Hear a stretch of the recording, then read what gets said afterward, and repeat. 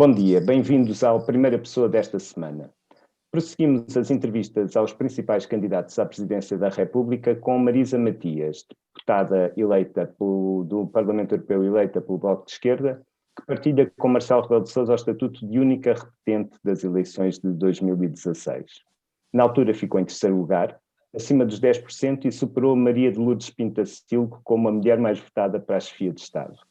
Volta agora a apresentar-se a votos e irá nos próximos minutos responder às perguntas do Jornal Económico feitas por mim, Leonardo Ralha, e pela jornalista Ania Ataíde. Bom dia, Marisa Matias, muito obrigado por ter aceito o nosso convite para falar dos objetivos que a voltam a candidatar-se à presidência da República. O escritor César Pavese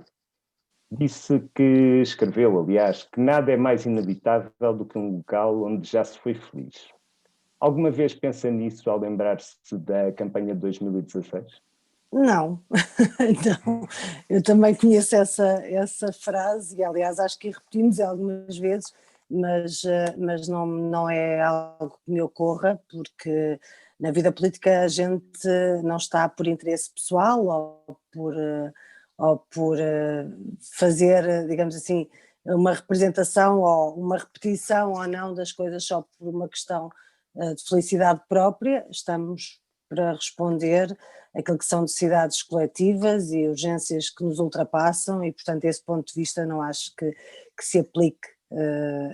essa norma, e creio mesmo que há, como já foi público até numa das frases que avançamos com esta candidatura, acho que há razões de força maior para me voltar a candidatar. Não o mesmo tipo de crise que estávamos a viver ou da qual estávamos a sair há 5 anos atrás, mas uma crise ainda mais profunda e precisamente penso que faz falta um programa, uma proposta, uma candidatura que procure responder a essa crise num espaço que é o espaço da esquerda, que é um espaço de entendimentos mais exigentes à esquerda e acho que essa é a razão principal, que é poder apresentar essa alternativa. Na altura não conseguiu impedir a eleição do atual Presidente da República, mas os seus 10,12% fizeram de si a mulher e a candidata apoiada pelo Bloco de Esquerda mais votada de sempre. Está em 2021 a lutar contra o seu próprio resultado de há 5 anos? Não, eu não estou a lutar contra mim, seguramente, nem contra o resultado. Estou agora neste caso seria contra o máximo pessoal. Pois, exato, mas eu acho que esse resultado deve fazer pensar bem, por que razão é que em 46 anos, quase 47 anos de democracia, nós não conseguimos ter um resultado superior para uma mulher candidata à presidência da República. Eu acho que isso é o que nos deve fazer pensar do caminho todo que temos por fazer e, portanto, nem sequer penso nesse resultado como um resultado extraordinário. Acho que ele traduz melhor o nosso atraso em relação àquilo que é a participação das mulheres nas eleições e nos cargos públicos de maior relevo no país e acho que isso nos deve fazer pensar. Mas eu apresento-me a estas eleições, obviamente com a intenção de reforçar e de melhorar esse resultado, mas não por uma questão de competição, por uma questão de entender que esta candidatura representa as vozes daqueles e daquelas que entendem que há um futuro, que podemos ter um programa para este país que não seja um programa de comodismo ou de acomodação em relação ao que está e muito menos um programa de recuo, mas um programa de afirmação da esquerda e da possibilidade de novos entendimentos futuros na defesa dos serviços públicos, no combate à precariedade, no combate contra as alterações climáticas, enfim, que são alguns dos eixos desta candidatura, e também das pessoas que já se deixaram de rever e que eu creio que podem encontrar nesta candidatura uma linha política que possa fazer voltar a acreditar nessa possibilidade de futuro e de construção coletiva. E, portanto, não é, nem nunca poderia ser uma luta de mim contra mim. Isso não faz parte destas eleições, nem muito menos desta candidatura. De qualquer forma, as sondagens, que valem o que valem, indicam a possibilidade de uma ou outra candidata, Ana Gomes, superar o seu resultado de 2016 e ficar à sua frente. Marisa Matias já deixou claro que não irá desistir a favor de Ana Gomes, mas eu pergunto-lhe se perde algum tempo a pensar como as suas perspectivas eleitorais seriam substancialmente diferentes se Ana Gomes não tivesse avançado para o Palácio de Belém. Não, de nenhuma forma. Eu acho, sinceramente, e já o disse, e acredito nisso, que acho que foi muito bom que quer a Ana Gomes, quer o João Ferreira se tivessem apresentado a estas eleições. Precisamos dessa pluralidade da esquerda que existe, temos propostas diferentes e, portanto, não vejo de maneira nenhuma nenhum problema associado a isso e, para além disso, se há pessoa que não é minha adversária nestas eleições é Ana Gomes e, portanto, também não é por muitos comentários que se possam fazer que isso vai alterar. Dito isto, temos propostas diferentes e as sondagens valem o que valem, de facto. Eu já passei algum tempo a explicar sondagens e acho que não deve ser a minha função aqui, portanto não vou fazê-lo, mas recordo sempre que estas sondagens, seja quais for, são sondagens que apresentam, apesar de tudo, um resultado muito mais positivo do que aquele que era apresentado há 5 anos atrás em relação à minha candidatura. Portanto, temos essa candidatura toda por fazer. E creio que não é meu papel comentar sondagens e, portanto, vamos avançando e vamos vendo como é que vai ser a evolução do debate e desta disputa eleitoral. E estou completamente disponível para fazer, como é evidente. Sentir-se-ia confortável com o apoio de vários membros do governo e muitos deputados da ala esquerda do PS, que teria certamente nesta altura se Ana Gomes não fosse candidata?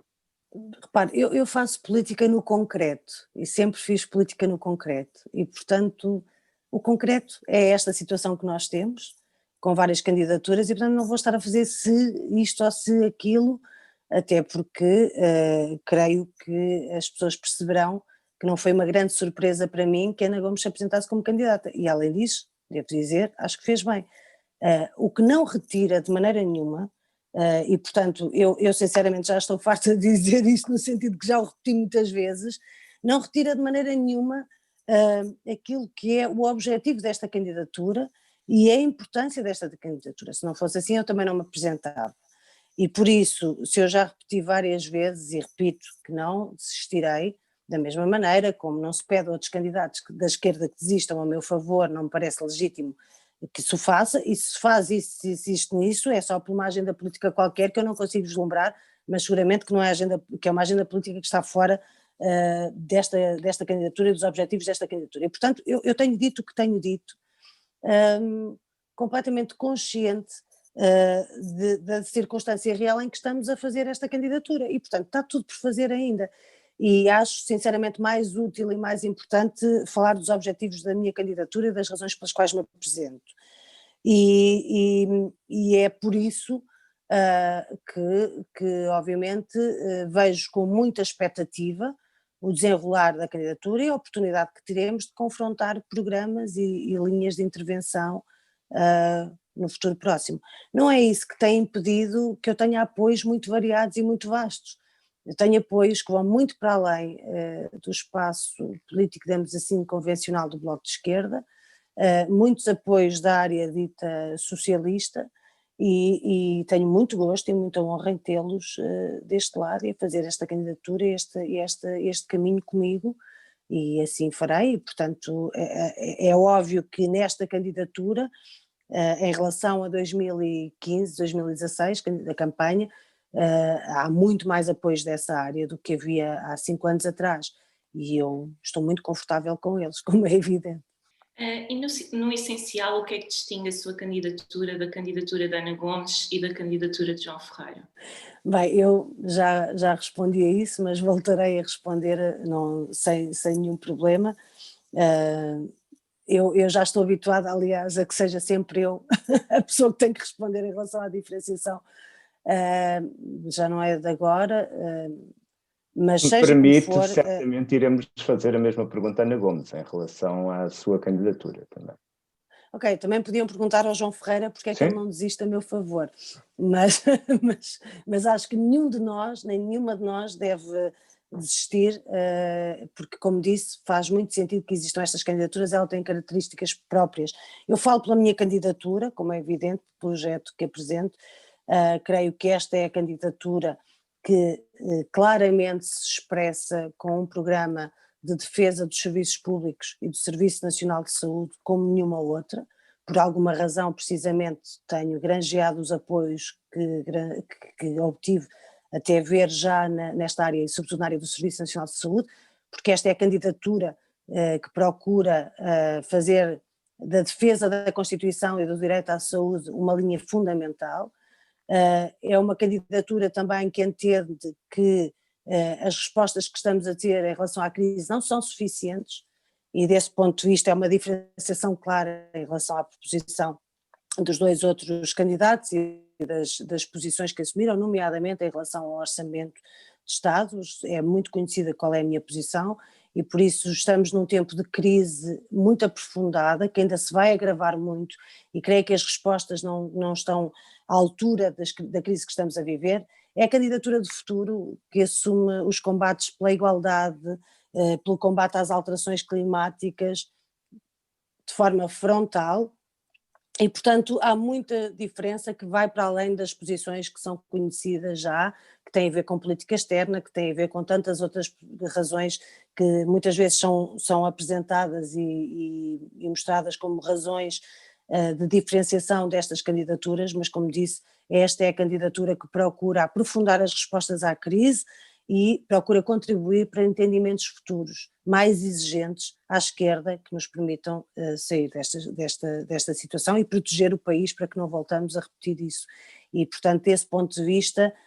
há muita diferenciação em relação às outras candidaturas e também em relação às candidaturas da esquerda, do espaço da esquerda. Disse que se fosse Presidente da República não daria posse a um governo do Chega. Constitucionalmente isso não é ir além dos poderes do Presidente? Não. O poder principal e a função principal do Presidente é respeitar e proteger a Constituição. E independentemente dos papéis não poderem ser confundidos, do que é o papel do Presidente, o papel do Tribunal Constitucional em relação ao reconhecimento ou não dos partidos, a verdade é que o Presidente da República tem um papel fundamental nessa proteção e quando eu me refiro a isso, refiro-me a essa questão sobretudo para falar mais do que falar do Chega, falar daquilo que tem sido a posição do PSD na naturalização de uma força de extrema-direita e também a posição do próprio Presidente da República, que, como sabemos, é dessa família política e que não apresentou nenhuma objeção em relação ao que se passou nos Açores. A esse respeito sou muito mais favorável e identifico-me muito mais com a posição que tem sido tomada na Alemanha por Angela Merkel, com o cordão sanitário, que não aceita e não tem aceitado de nenhuma forma a formação de governos que dependam da extrema-direita alemã, e é um partido que também existe na Alemanha, portanto esse debate se existe ou se não existe não se pode colocar. O que a Constituição muito clara é de impedir qualquer formação da qual depende o nosso país com natureza racista e com natureza fascista, e creio que não há dúvidas em relação aos posicionamentos que têm sido tomados por esse partido em causa. Mas a Constituição também diz que esta interpretação deve ser feita, o papel do Presidente é tomar essa decisão com a interpretação da vontade popular. Como é que justificaria essa opção? Esta opção é uma opção política, como tudo o que faz um Presidente da República é político, e desse ponto de vista creio que estamos muito claros em relação à obrigação, volto a dizer, de proteger a Constituição. E não temos dúvidas, creio eu sei que o líder do partido de extrema-direita provavelmente anda à procura de um confronto desta natureza para poder fazer o seu caminho político, mas a verdade é que aqui o que está em causa é proteger as pessoas, proteger o país, proteger a Constituição. E desse ponto de vista, volto a dizer, parece-me muito mais razoável o que se tem passado na Alemanha e que é o país que firmemente se mantém com um cordão sanitário em relação às forças de extrema-direita e, obviamente, a proteção da vontade popular é feita através da proteção dos valores que estão inscritos na Constituição. E esta posição, volto a dizer, é uma posição política. E é isso que é um presidente. Não é para analisar apenas a cada momento aquele que é, digamos assim, a parte formal do seu mandato, é também a leitura que precisa de ter no sentido de defender o seu país e a sua própria democracia. Não é incomoda que parte da pré-campanha esteja a ser mais focada em discutir André Ventura do que aquilo que os candidatos querem para o país? Eu já disse em relação a isso tudo o que tinha a dizer praticamente, e como ainda não tinha oportunidade de falar convosco, mas sabia que estas questões iriam aparecer, digo, agora praticamente estou a esgotar, devo dizê-lo, tudo o que tinha para dizer. A partir daqui, eu sei que é esse o interesse, eu sei que qualquer coisa que eu diga, e posso falar de muitas coisas, quase sempre o que é valorizado e o que sai é o que eu digo em relação a isso, e portanto, se é para isso, prefiro realmente passar o tempo a falar da minha proposta e do meu programa, até porque acho que faço o melhor serviço à democracia. Então, Mas volto a dizer uma coisa, quando me refiro a estas questões, mais do que falar do Chega, estou a falar daquilo que é a posição e a postura de partidos de direita democráticos neste país e que têm uma responsabilidade super acrescida em relação à manutenção dos valores democráticos, porque não é por estar do mesmo lado do espectro político que se deve confundir o que é uma força democrática e uma força não democrática, e creio que o PSD não tem feito, nem está a fazer um bom serviço ao país, nem à nossa democracia, ao naturalizar uma força de extrema-direita, e é um preço muito caro que pagaremos para o futuro todos e todas. Então, só para terminar este tema, há poucos dias o seu adversário nestas eleições e atual Presidente da República, Marcelo Rebelo de Sousa, regressou ao papel de comentador político e disse numa entrevista que é um problema que outros partidos, que outros candidatos coloquem o Chega no centro do seu discurso. Não põe a hipótese da sua candidatura e da candidatura de Ana Gomes terem caído numa armadilha de André Ventura e estarem a beneficiá-lo com este discurso? Não, nós nem sequer começámos a campanha, volto a dizer, e não é seguramente a minha linha política, nem será ao longo da campanha, e a minha resposta ao Sr. Presidente é essa, é de que mais do que estar a falar do Chega, que eu estou a fazer é uma avaliação do comportamento do Partido Social Democrata do PSD, que é o partido do Presidente. Fazemos agora um breve intervalo, voltamos dentro de momentos para a segunda parte do Primeira Pessoa, no qual entrevistamos a candidata presidencial Marisa Matias e vamos falar das suas propostas para caso seja eleita chefe de Estado. Bem-vindos à segunda parte do Primeira Pessoa, com a candidata presidencial Marisa Matias. Marisa, quando anunciou a sua candidatura, disse que se candidatava para fazer a campanha contra o medo. Do que é que acha que os portugueses têm medo? Nós estamos a viver uma situação muito crítica, em que muita gente está a ser deixada para trás. Não sabemos ainda sequer qual é a dimensão económica, social, total desta crise pandémica que estamos a viver, mas ela tem consequências muito drásticas. E obviamente as primeiras pessoas a pagarem o preço foram pessoas que tinham vínculos precários e que ficaram sem qualquer tipo de apoio e sem rendimentos de um dia para o outro, mas a pressão ainda existe e é muito grande, e para além das questões relacionadas com os trabalhadores e com as trabalhadoras precárias, temos ainda na iminência riscos muito grandes e uma pressão para despedimentos coletivos e para uma situação de crise ainda mais agravada num futuro próximo. Em situações de crise é normal, é legítimo que as pessoas tenham medo. O que não é legítimo é que a gente faça as nossas escolhas e as nossas opções baseadas no medo, e é isso que eu creio que algumas forças políticas estão a tentar fazer neste país. E eu acredito que podemos ter uma resposta de futuro e uma proposta de futuro baseada precisamente nas alternativas que temos para fugir a esta situação. E por isso, já o disse, e parafraseando aliás Nelson Mandela, a frase não é minha, acredito que devemos fazer as nossas escolhas com base nos nossos sonhos e não com base nos nossos medos. Esta campanha e esta candidatura, por isso, é uma candidatura que procura responder aos eixos fundamentais de resposta à crise, nomeadamente a questão dos serviços públicos, da proteção do Serviço Nacional de Saúde e o desenvolvimento de uma linha clara no sentido de podermos ter um contrato para a saúde que não nos coloque na situação que estamos a viver atualmente. Um segundo eixo tem a ver com a luta contra a precariedade, e creio que é função também do Presidente, além da proteção dos serviços públicos, ter uma linha concreta de defesa dos direitos de quem trabalha, e isso tem sido uma ausência permanente e com custos muito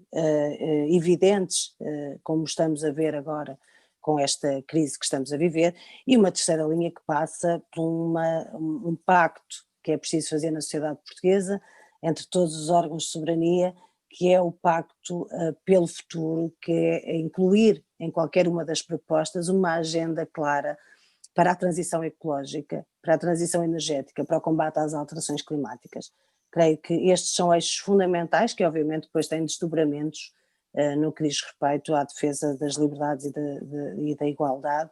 mas que são eixos fundamentais e que são o único projeto de candidatura, que é um projeto de futuro e de uma aposta num país que tem capacidade não só para sair da crise, mas para proteger-se em relação a crises futuras. E eu creio que isso é o essencial. Compreendo com isso que não dá nota positiva à gestão que o Governo e o Presidente da República têm feito da pandemia. Creio que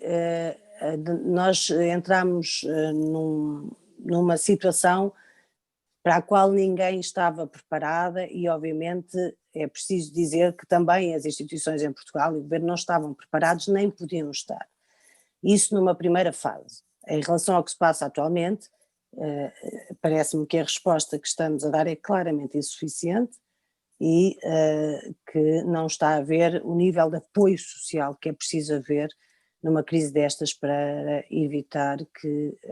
alguém fique para trás. Essa é uma dimensão importante e fundamental, e a prova disso é no investimento que é preciso fazer no Serviço Nacional de Saúde e que não está a ser feito. Nós precisamos sair desta pandemia, desta situação, com o Serviço Nacional de Saúde reforçado e não debilitado. E em outras áreas, nomeadamente na proteção do trabalho, nós mantemos ainda a legislação laboral que,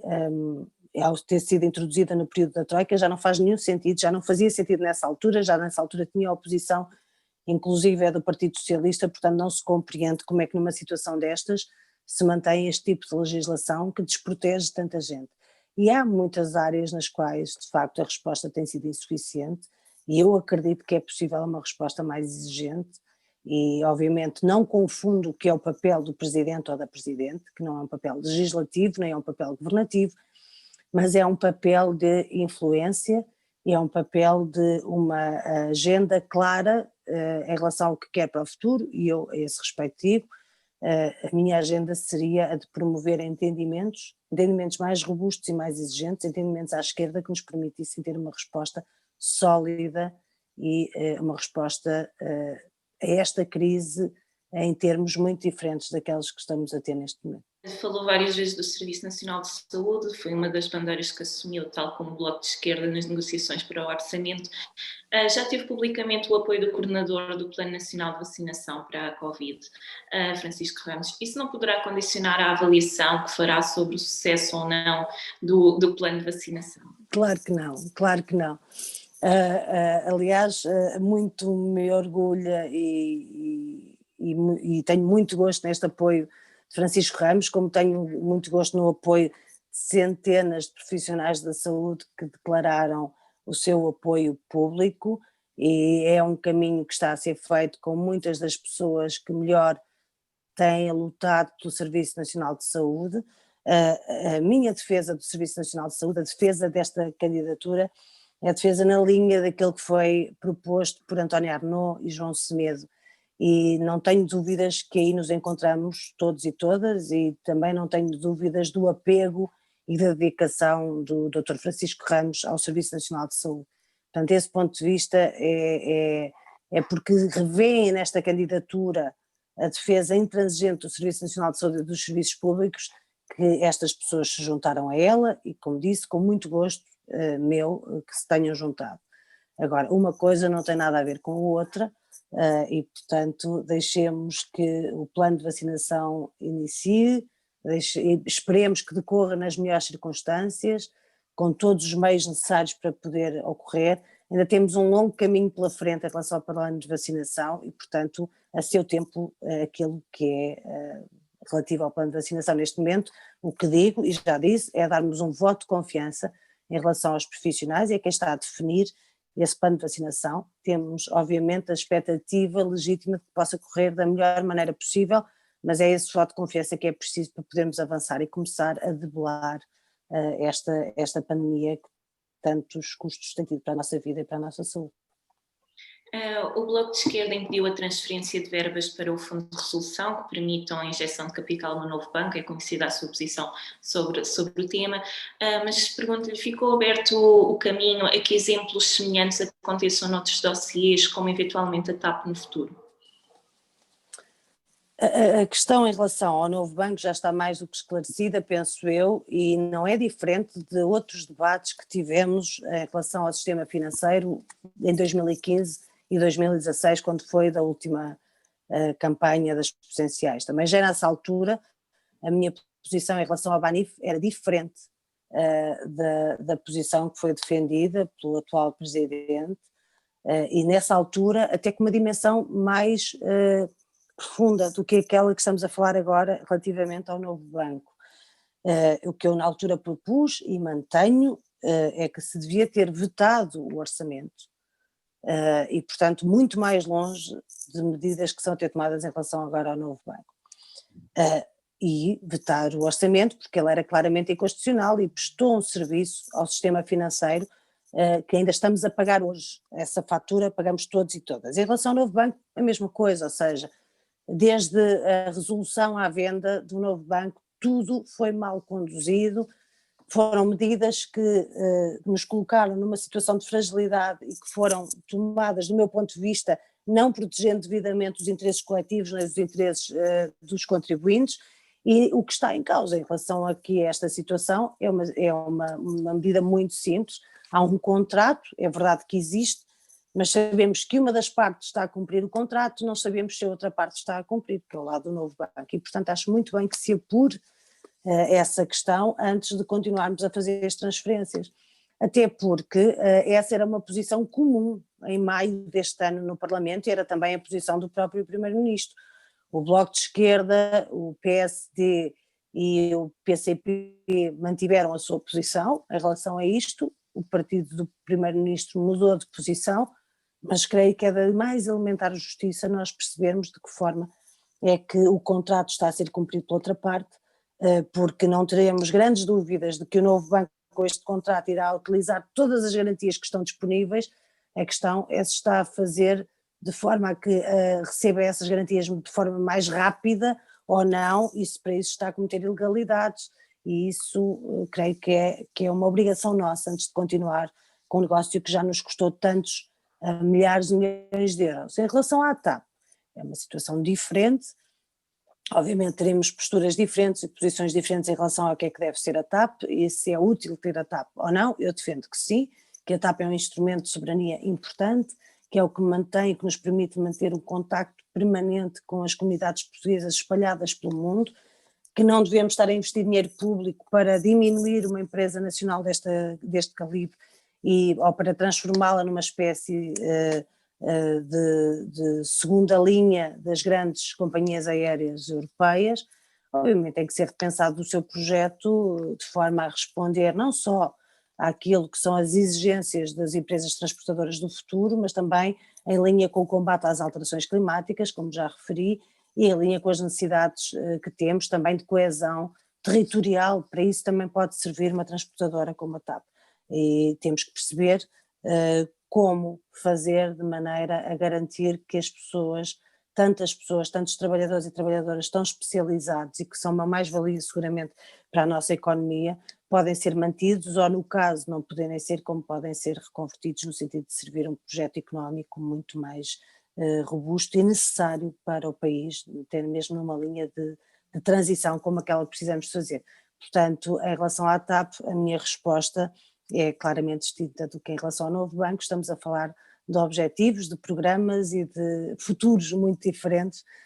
Um é uma dependência extrema do sistema financeiro, que aliás, volto a dizer, não é alheia à agenda política do próprio presidente, do atual presidente.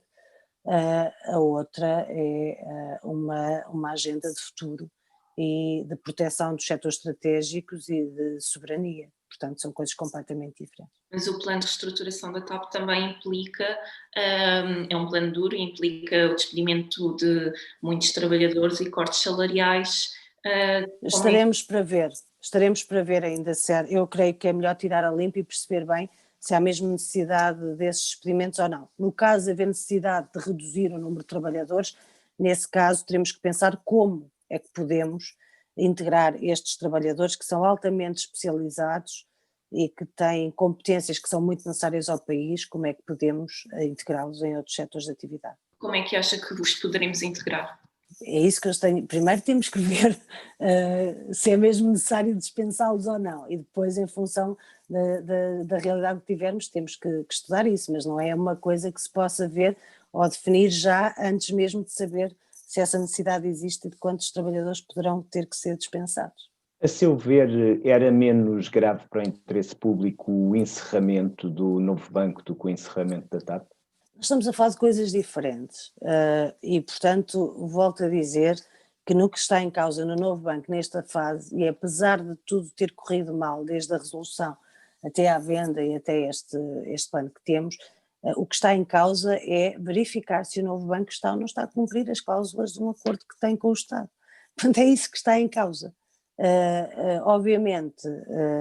não tenho nenhum problema em dizer que a minha visão em relação à forma como tem sido tratado o setor financeiro, é muito distinta daquela que tem estado a acontecer. E, portanto, nós devíamos ter tido salvaguardas muito maiores para proteger os contribuintes e para proteger os dinheiros públicos. Mas também, por alguma razão, provavelmente Durão Barroso apoia Marcelo Rebelo de Sousa e não me apoia a mim, e para além de Durão Barroso, tantos outros homens do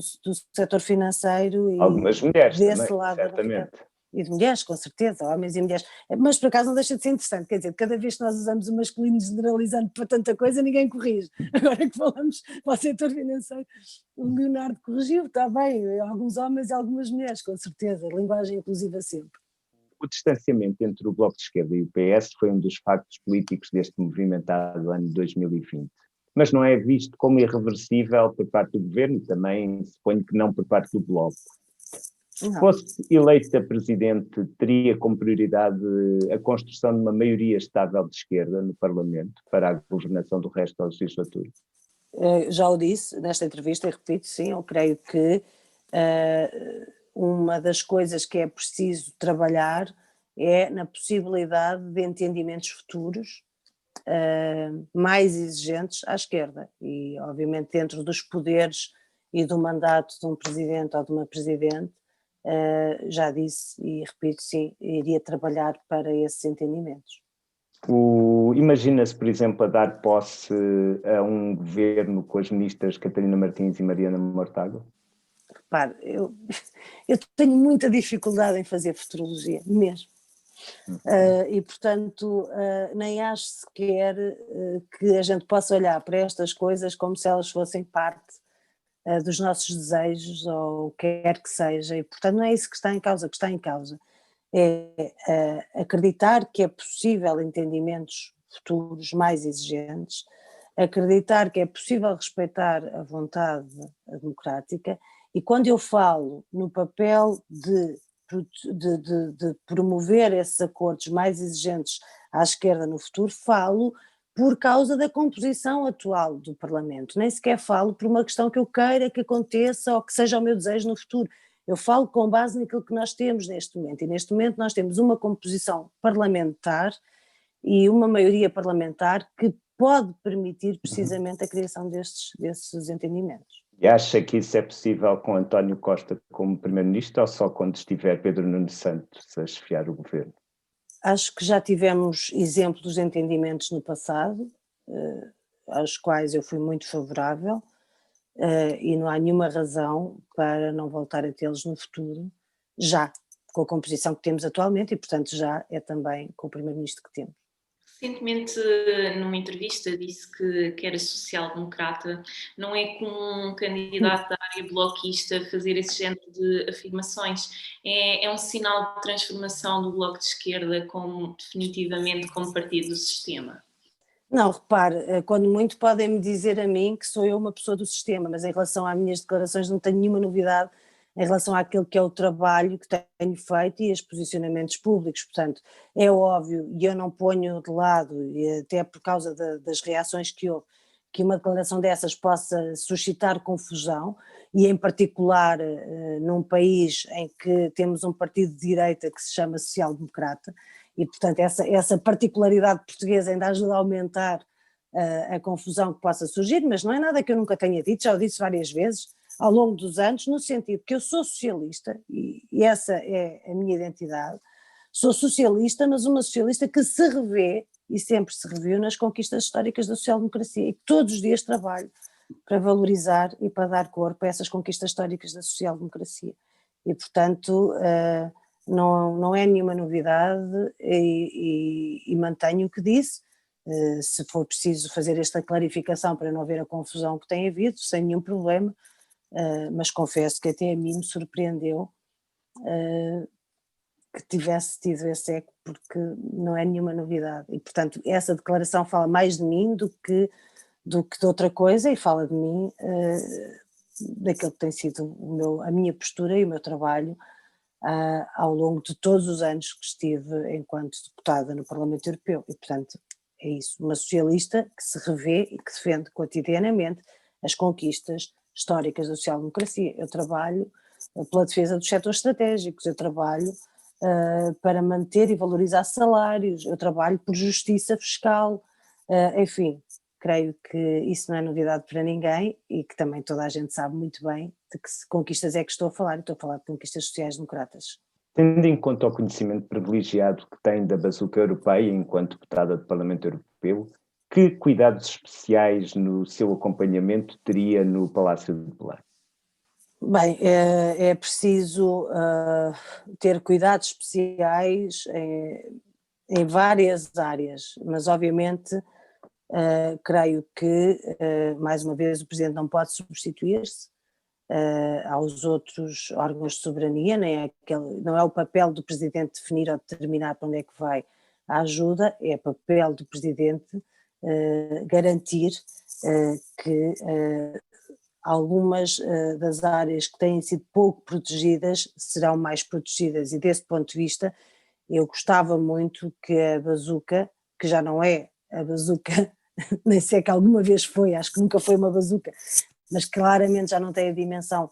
que foi inicialmente anunciada e já tem um peso muito grande da dívida e já não é tanto de subvenções, enfim, os montantes também não são os que estávamos à espera, as condicionalidades também são mais do que aquelas que foram anunciadas inicialmente, portanto já tem uma série de limitações que vêm definidas desde Bruxelas, mas creio que é fundamental, e voltando à sua pergunta, e para fechar a pergunta e para fechar a resposta, comecei é que do lado de Belém se possa garantir que as áreas que têm sido menos protegidas possam ser protegidas com recurso ao investimento que será possível fazer com o dinheiro que vem de Bruxelas, e nomeadamente, volto a dizer, as questões laborais são questões fundamentais, o investimento nos serviços públicos são questões fundamentais que creio que obviamente faz parte do papel do Presidente estar atento e perceber de que forma é que estas áreas estão a ser protegidas, porque são as áreas que determinam a nossa capacidade de resposta à crise. Sente-se apreensiva em relação às suas expectativas de como o Governo vai gerir esse dinheiro? Creio que terá que haver um controle democrático muito grande dessa aplicação, porque claramente este montante é um montante muito aquém daquele que é necessário. Nós não estamos a falar de um programa de recuperação na linha com as necessidades que temos, pelo contrário, aliás, basta pensar que o plano de recuperação europeu, a chamada bazuca, mas como disse, acho que nunca foi bazuca, tem um valor global inferior ao plano que foi desencadeado na Alemanha, só para responder à crise na Alemanha. Portanto, eu acho que essa comparação nos permite pensar e situar esta ajuda numa dimensão mais concreta e mais realista. E, portanto, não sendo recursos que vão chegar a toda a parte, obviamente estou apreensiva no sentido de achar que é preciso fiscalizar e acompanhar para ver se chegam aonde são mais necessários. E por último, partindo logo do princípio que a resposta não será Marcelo Rebelo de Sousa, o que tornaria a sua recandidatura um pouco estranha, pergunto-lhe qual dos presidentes da República eleitos em qual dos presidentes da República eleitos depois do 25 de Abril se revê mais no exercício do cargo. Naquele que eu ajudei a eleger, em Jorge Sampaio. Resta-me agradecer, Marisa Matias, pela entrevista que nos concedeu. A todos os que estiveram a seguir-nos, o nosso obrigado. Na próxima semana, a primeira pessoa regressa com um novo convidado.